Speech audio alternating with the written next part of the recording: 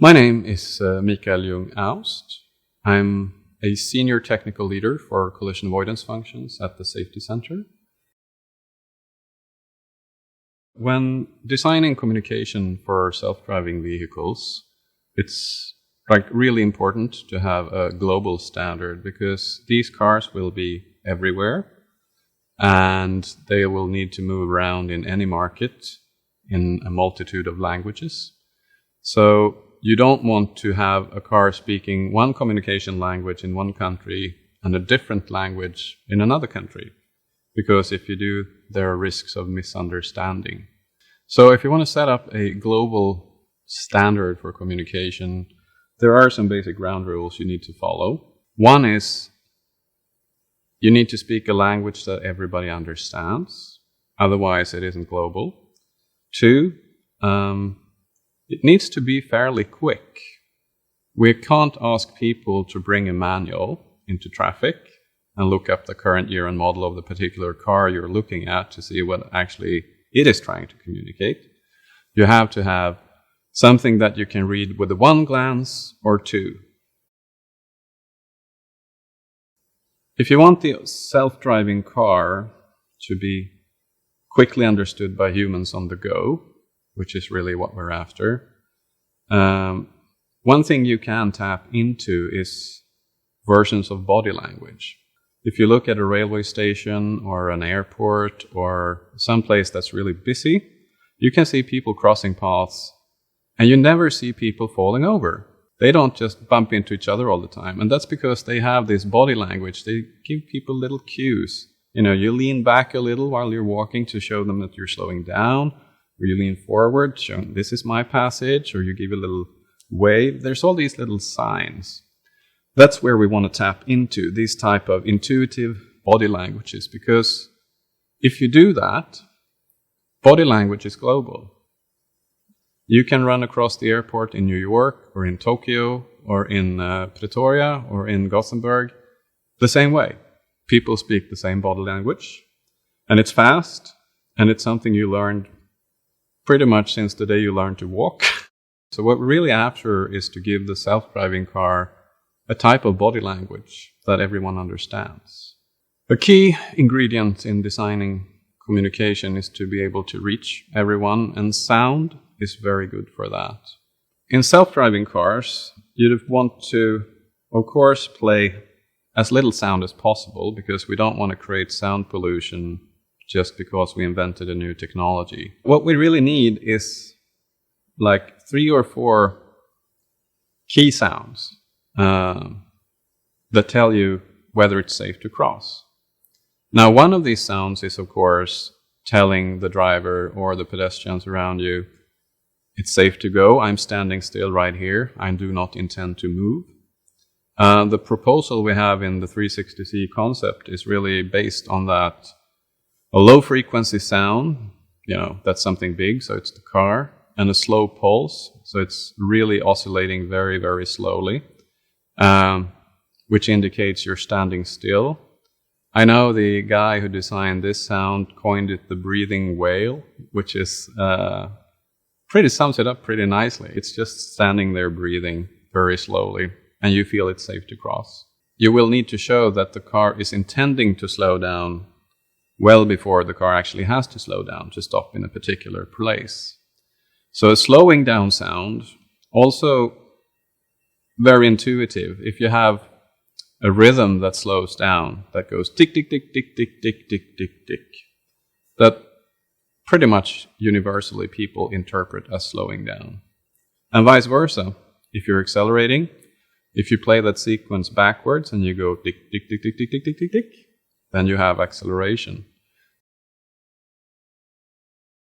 All you want to know is when you're coming up on the crossing as a pedestrian, can I cross or not? You'll need something that's understandable by everyone.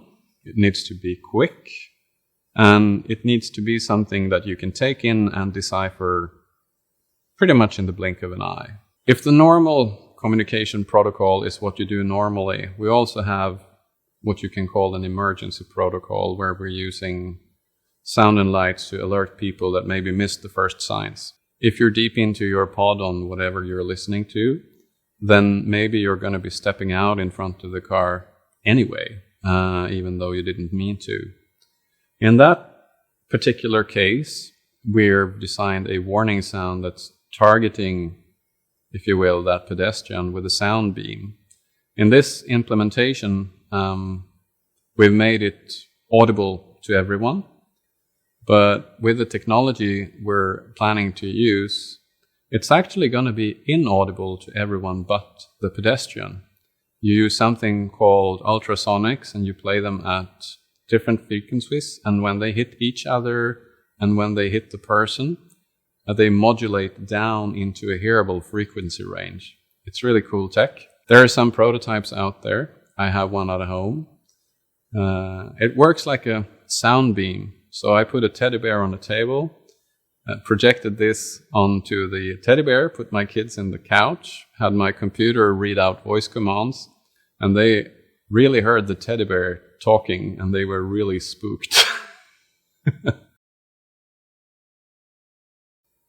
If you want to do communication with a self-driving car, you can't just rely on sound. We think visuals is a really good thing if we want to communicate what the self-driving car is doing. So in the 360C, the C stands for concept, and the 360 is actually the light band that extends around the whole vehicle. It's a 360 visual display where you can leverage this to communicate your intentions to people.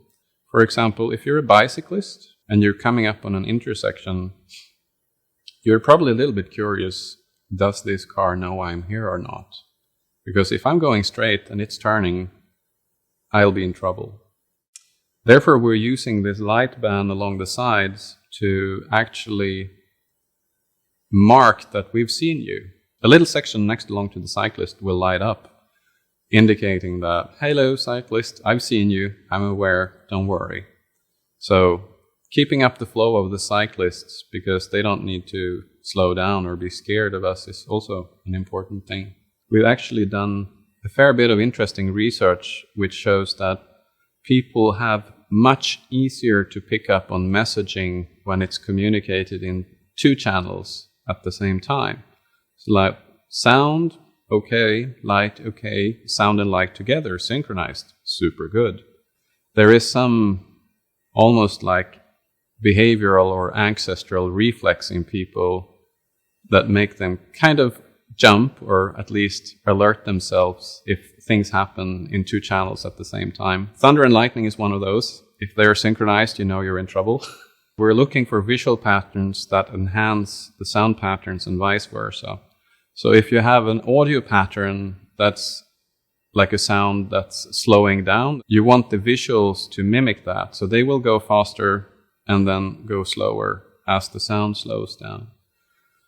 And if you place the visuals in a good place, like on the 360C, this light band is fairly high on the vehicle. It's bright, so you can see it in daylight. Then you get a good like reinforcement of the sound signals and vice versa. The two in tandem is really the key.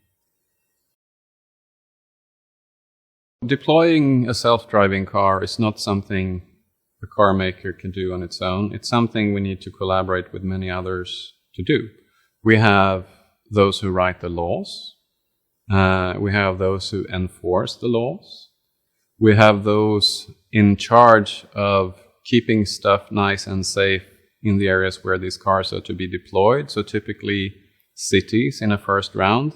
If the lawmakers are happy, but the ones running the cities are not, there's not much space left for the AD cars. And there's also an insurance industry that need to understand how to insure self-driving vehicles. And last, there's the public. If they don't think self-driving cars are great, there's no market. So developing the technology for self-driving cars, it's really hard, and it's only the first step. Obviously, the car will need to talk to the infrastructure about many things. Now, of course, that raises follow-up questions on how reliable would these infrastructure sensors be, and where are the thresholds for trusting them, and what are the procedures for maintenance, because you don't want to trust a sensor if it goes down often, because then you'll be stuck. But this is an ongoing dialogue. The share of understanding the environment that lies on the car and the share of understanding the environment that lies on the infrastructure, that's a very open negotiation currently. So we'll see where that ends up, basically.